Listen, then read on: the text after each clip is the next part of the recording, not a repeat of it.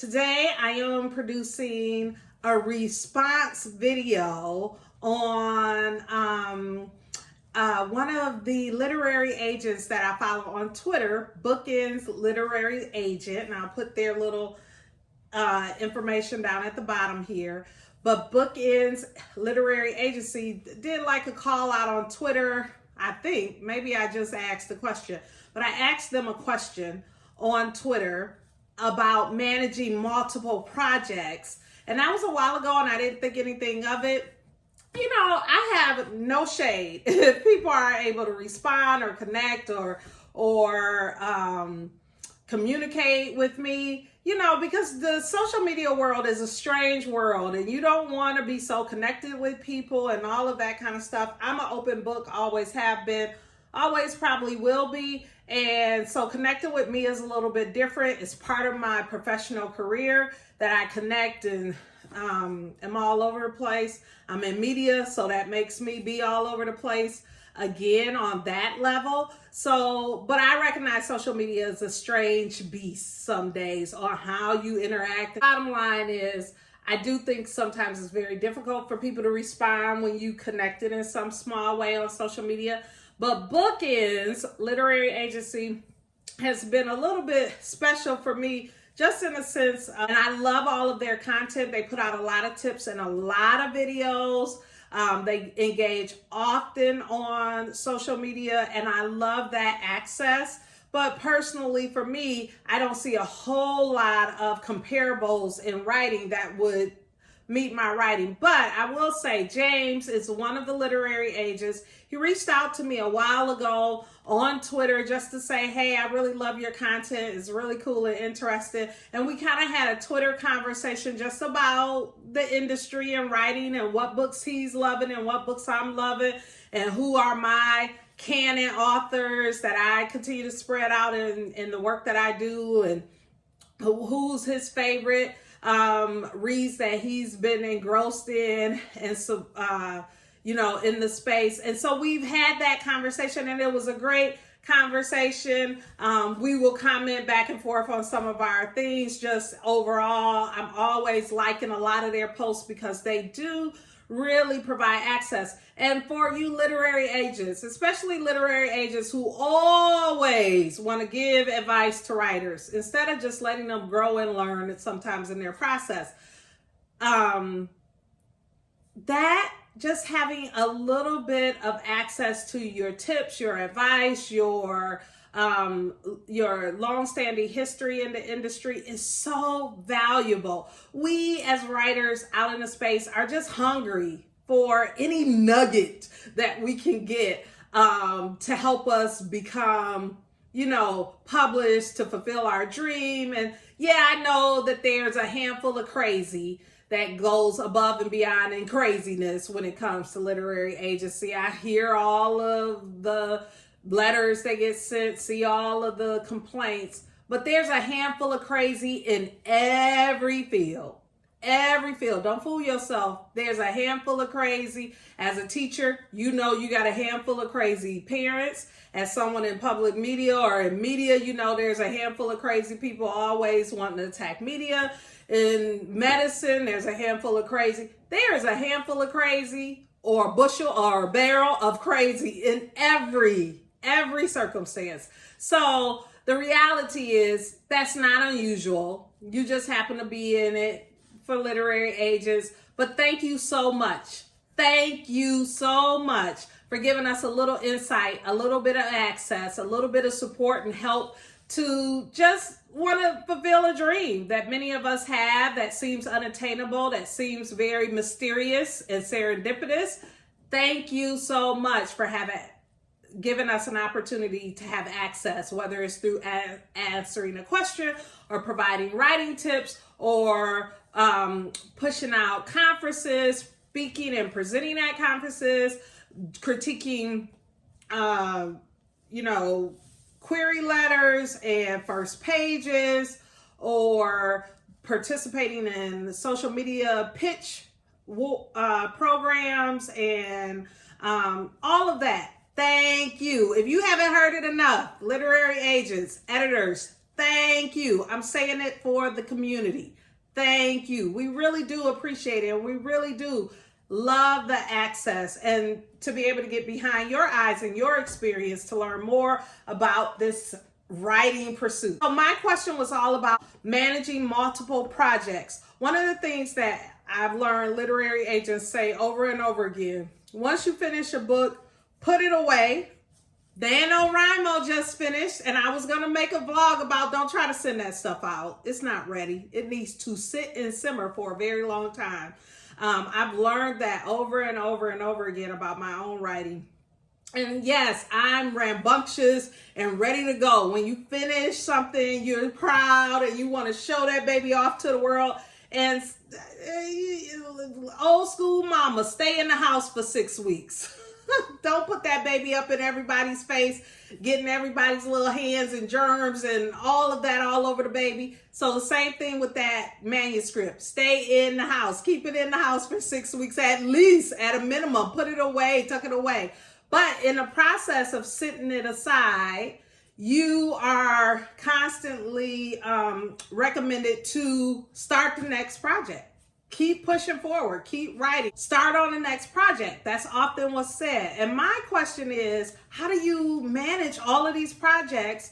So this is the space I'm in. I have tons of projects that I have completed, set aside for weeks and weeks and weeks and months, pulled out months later, revised, put in front of critique partners, revised, rearrange, reorganize, put it away. I've gone through several rounds of this process, and then I start on the next work because those characters come and say, I got a story to tell, you need to tell my story, and I start on the next work. And guess what? That one that's sat away, been away forever. I might send it out once or twice, or I might send it out very rarely, but in the end, I still am not getting anywhere near the number of query volume that I should be getting to expect some type of real communication about the book. Whether it be, like I've heard agents say, once you hit about 50 to 75 to 100 rejections, that might be a time to really consider putting that away and really focusing on something else out in the space. So I don't think I've queried any one work, and I've been querying for 15 years here and there, a little bits here and there. But honestly, I don't think I've queried any one work more than 5 or there's one picture book that's very beloved to me, and that probably has the most queries, and I probably sent that out 20 times to 20 different agents, 20 different agencies. Most of them, I think once or twice I've received feedback. Most of them is crickets, radio silent.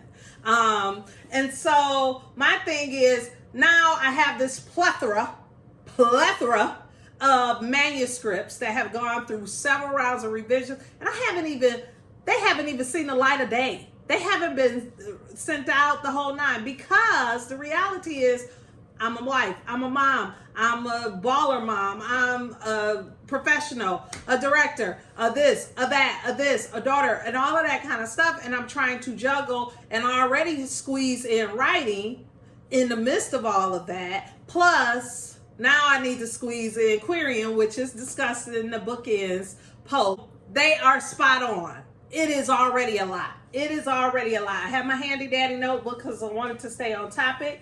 So spot on. Now we're adding querying. Rejection also comes in. I'll talk about rejection a little bit, because being 40 and refined, when you've accomplished some things, I went to law school. Guess what? A whole lot of people get rejected in law school because there's only so many slots. I have a master's. When you are in higher education, part of higher education is weeding out. That's rejection. It's just the way of the world if you're trying to really do anything. Med school, I work at a university. They had 100 slots, over 800 applications came in. Guess what? 700 of those people got rejected and have to figure out something else. Either keep applying, keep trying. When you're a sports person, guess what? Usually they only need 2 or 3 people to fill slots in because the other people haven't grown on or elevated out. And so you might have 40 people in there trying out for that basketball team and they're going to take 3. I'm in spaces where rejection is just a normal part of life. And if you haven't been in that space, you're not doing enough for yourself. Get out there and get rejected. That means that you're moving forward in some things. It's normal. It's natural. And when you get a rejection letter, you say, they're going to miss out on this because it's going to be good. It's going to be a bestseller. And they're going to be like, dang, I saw that. I wish I would have got that. That's how I look at rejection. So moving on. But how do you do it? Because, yeah, maybe the first book is querying. You're writing a new book. You're trying to compartmentalize the business part of querying and the research part of querying and still do the creative energy and juices flowing for writing a new book. And it's a lot. It is a lot. And okay, so then it exponentially increases, right? Exponentially, because then you get a second book that you've gone through all the stages of putting it aside, critique partners, revisions, on top of revisions, then you put it aside. Now you have 2 books that you're trying to kind of query while you continue to write the new project. Then you get a 3rd book and a 4th book, and you're just like, at this point, I am pregnant with books. Because sister don't ever want to be pregnant again. 4 babies is enough. So, yeah, what do you do? What do you do? You just have all of this work. And I've seen videos with people with tons of work. And I don't know. So that's why I asked the question. It does stunt the creative process because the business side is not the creative process. Totally agree with that, James. Totally agree. I love that others are trying to figure out. Jessica talked about one of her clients that only wanted to know about rejections on a certain day, and then that wasn't working. That's great. That helps me because it's not something that I'm isolated in. I'm trying to figure it out. So are other people trying to figure out. I love that 177 people watched that video in like 4 hours because that means that this is resonating with others. That they are in the same boat. And I'm in a lot of vlog and AuthorTube and BookTube communities where people are producing. I don't know what level. I don't read all of their work, but I'm also in a critique group and we're writing all the time. We are producing. So what do you do with all that you're producing? James talked about maybe creating batches of queries that you send out and then you still very much honor your writing time. And I've heard a lot of best-selling authors talk about how much they honor their writing time. I don't do a good job of that. I go through seasons. And part of the reason why I think I go through seasons of honoring my writing time is just because I'm flaky. I like doing a lot of different things. And some days I don't like the structure. I'm going to do this. I never could be one of those people who in 1950, Tuesday was tacos. Wednesdays were spaghetti. Thursdays were pot roast. Friday is fish. And they ate that every single week like they knew that was the meal. I could never do that. Sometimes I'll do a whole menu of food and be like, oh, I got my menu set up for the month. We got it. And I'll look at that menu and think, I don't want that today. And not even do it. So that's the thing. That little flakiness in me, or what I like to call spontaneousness in me, struggles with honoring the writing time with all of the other things. So that is a tip I am going to try to really begin to look at in 2020. Woohoo! Coming in a couple of weeks. Honoring writing time. Really trying to figure out how to honor writing time. I more call myself a writer that writes in the fringes of life. Wherever I can fit it in, and wherever that moment is, just try to do that thing. It seems to be working because I'm producing a lot, but it's not working when it comes to actually putting it out there to submit and sell. So that's one thing. Another one is don't go back to the first book. Jessica said that. Don't go back to the first book when you are working on the other project and you're querying. I love that because I do sometimes am thinking like, oh, I could change this or whatever. Right now, I have a book that is in that it's been vetted by an editor. I have a full editor's letter, and I want to go back and start plugging in, which was the whole point for me to do these major revisions on it. But I haven't, because I've been with this book that I'm working on, this YA thriller, so I've been really good about it. But I totally get that, and I think that's great advice. Don't go back to the first book when you are in the project, another project, or you're querying. Just let it live out there the way it is, because you've gone through all of those processes before, with the revisions, with that and all of that, letting it sit and simmer. You've gone through those processes before, so let it just sit out there for a little while. This is a little long, but I wanted to make sure. James was so adorable when he did the finger tap. Just wanted to say that. Just too adorable. They talked about creating an Excel sheet, and I've heard this before many times. Authors do the whole Excel sheet. I hate Excel. I deal with a lot of data, a lot of numbers, and I just don't want to put it into my beloved writing space. But that's part of that business side, creative side, I think. I don't know. We'll see. I might have to give in, but I don't want to, because I try to. Part of the writing and the joy of storytelling is that it's not work for me. It's not work, and I don't want it to become work. And that's exactly why I don't do the Goodreads book challenge for the year, because I don't want my reading life to be a whole work thing. Okay, so that's it. Don't go back to the first book. So good, but so hard. Handling rejection. Life is rejection, honey. Do something big. You're going to get rejected over and over and over and over and over and over and over and over and over again. This is part of it. It's a part of it. It's a part of it. It's a part of a good life. So no big deal on the rejection. And then protect your writing time. Very good.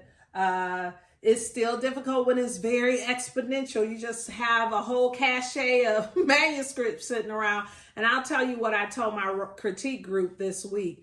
I said, in 2020, I don't want to write another project. I don't want one of those characters to come a knocking on my door. I want them to stay put in their place so that I can go through the cache of manuscripts that I have stockpiled and truly spend some time in the business space of querying, so I can get the numbers up to actually feel like, okay, I've put that book out there in a space. There's obviously not selling. I need to make a decision after about 100 of rejections, whether I'm going to self-publish or just say that was one of the 50,000 word pages that I needed to get out of me and move on. I need to get there with my work, because right now I'm selling my work short because I'm not getting there by pushing the numbers up. So I, again, want to thank both Jessica and James at Bookends Literary Agency for responding to my question, giving me access, sharing writing tips. Thank you so much. It is invaluable. Invaluable. It's wonderful. And anybody out there want to look at them, just thumbs up to them.